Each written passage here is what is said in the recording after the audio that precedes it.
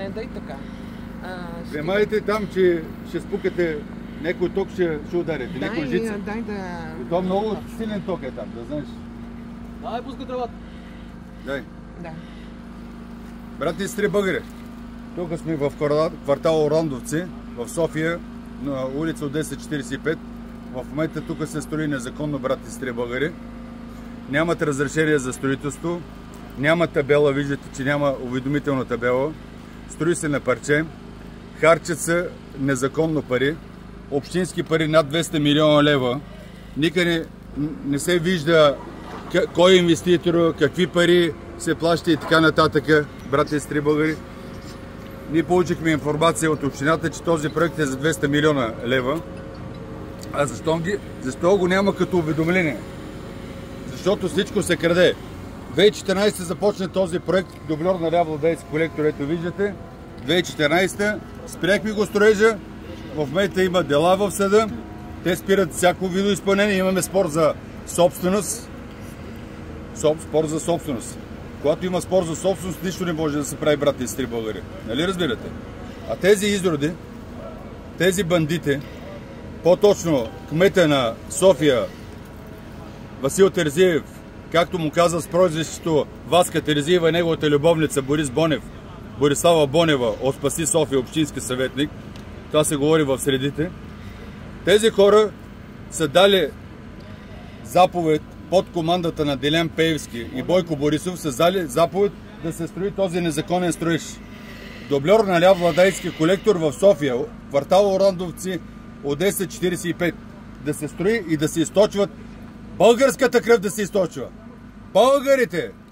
Българите, значи когато някой дете има проблеми и е болно, живото спасяващо, ние българите, брати и сестри българи, трябва да събираме капачки. Капачки. Това не е ли срамно, брати и сестри българи? За да се излекува това дете. А тук се крадат 200 милиона лева незаконно. Повтарям, незаконно. Тези хора са бандити, които са заповядали. И тези тук работниците също са съпричастни в престъпление, брати и сестри българи. Защото те са уведомени, няколко пъти ги гонихме и бегаха. Нали се сещате? Защо не викат те полиция, ние викаме полиция? Защото са незаконни. Това е истината. Разбирате ли? Няма съд, няма нищо, няма прокуратура. Разбирате ли? Българи, вашите 200 милиона софиянци се източват в момента тук.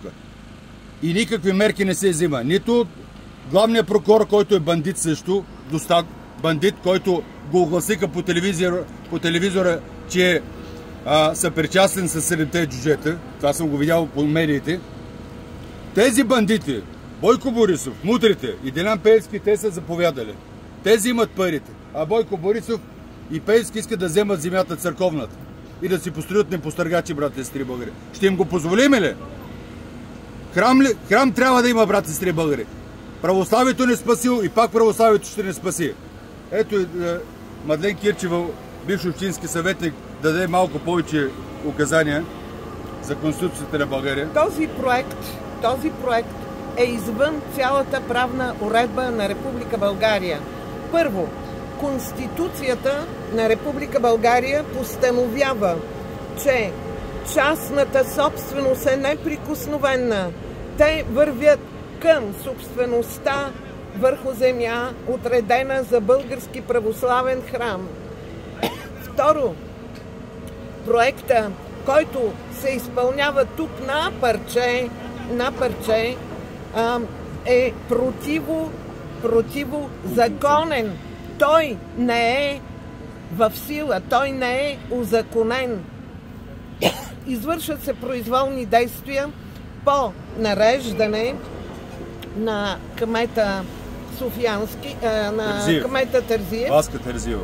И по подтикване, подтик на тези, които присъстват в българската държавна власт, в сферата на изпълнителната власт. Бойко Борисов с оглед прибиране, усвояване на пари, първо по европейски проекти, сега вече с нашите пари от нашите данъци общински. И държавно. И Призоваваме ДАНС да се намеси веднага. наред с това, че в продължение на няколко години, повече от 10 години, ние искаме да съхраним този терен за строителството на православния храм Свети Иван Рилски, до този момент госпожа Фандъкова не смееше така грубо да действа. Сега вече новите общински съветници и новият кмет го дават банк. В тази връзка в сряда се свиква митинг протестен пред Столична община на улица Московска, 33. От колко часа? В 12 на обяд. Добре. Които са на работа, могат да излезат за 1 час. Да.